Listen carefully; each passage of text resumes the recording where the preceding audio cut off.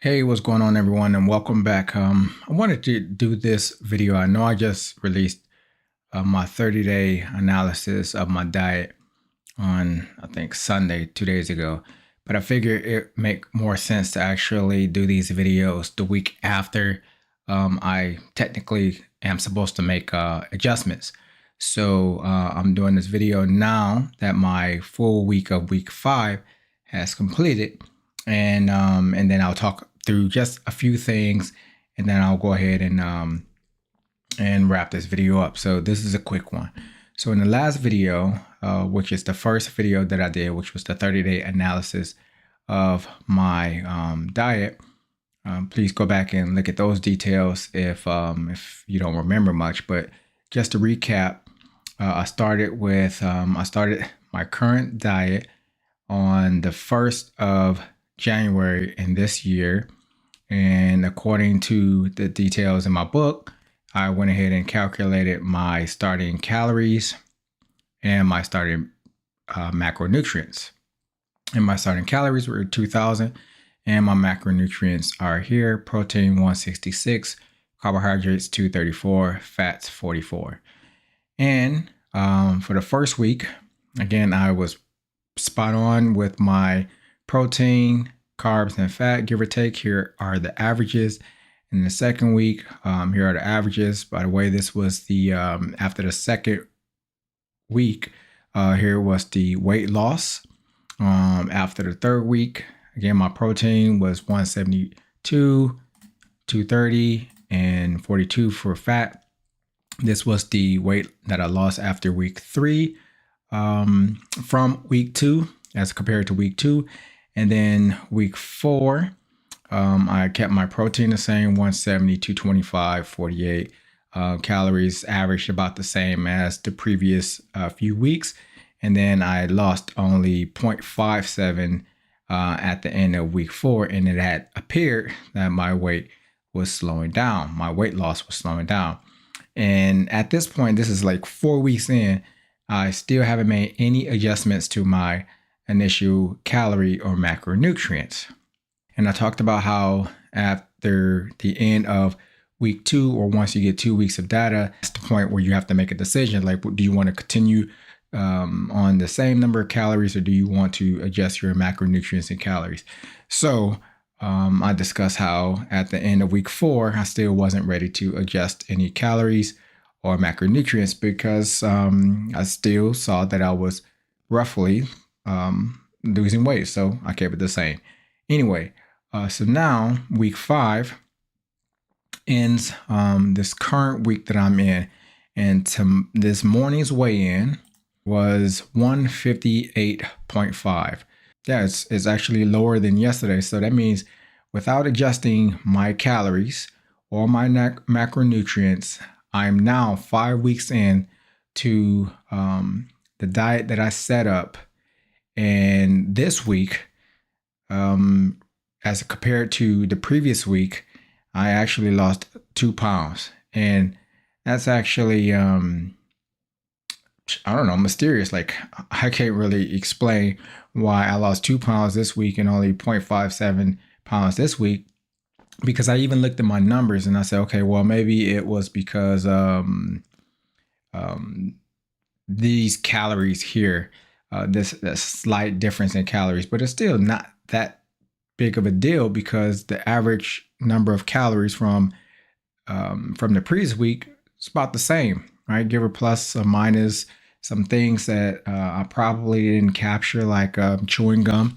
I eat double man, but I probably eat 10 sticks of these things a day. Sometimes 2 of them may get away. Like I track it, but maybe I didn't track it. I don't know.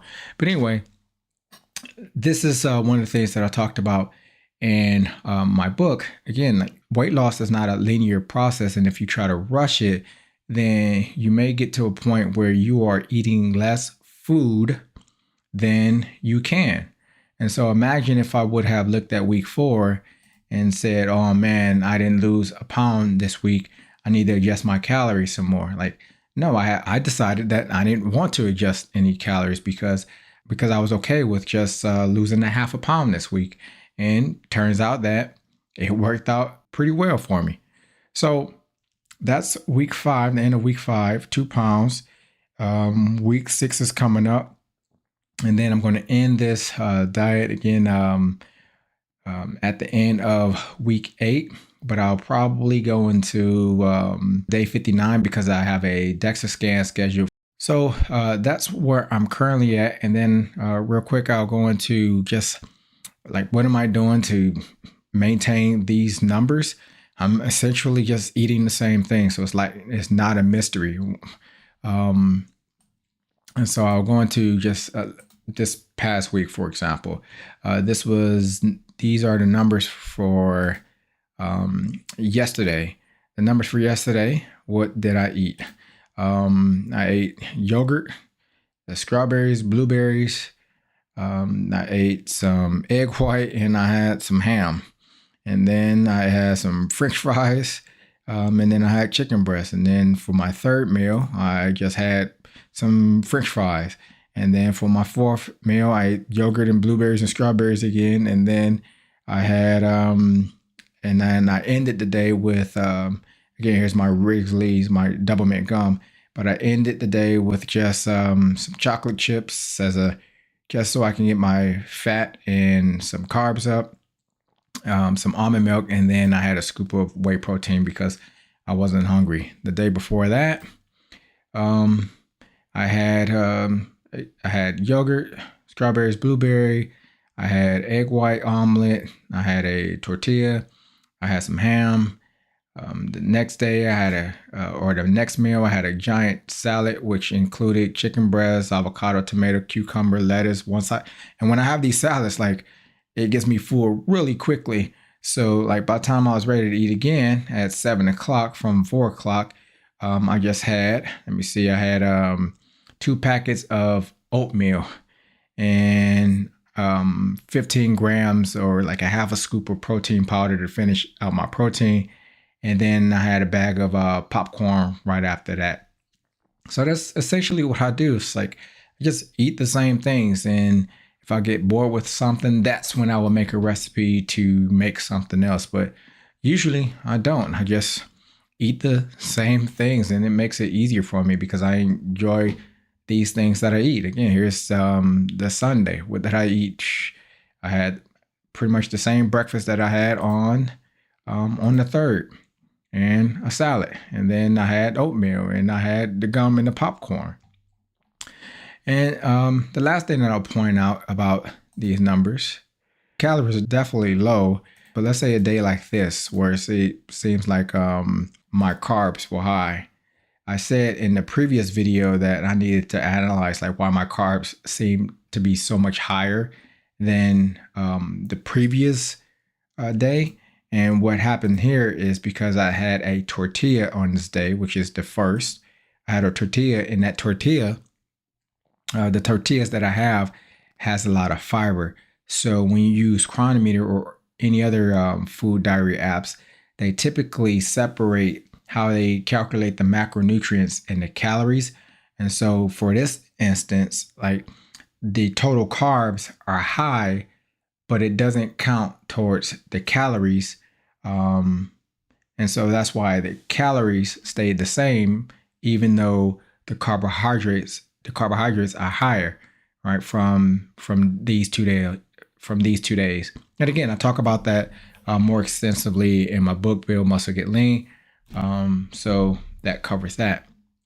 Anyway, that's all I really wanted to talk about in this video. I'll do another analysis to see how my weight pans out for the next week. And I'll bring that information to you in 7 days from now. Until then, good luck on your own body transformation journey. And if you want help doing it, make sure you pick up the book. Peace.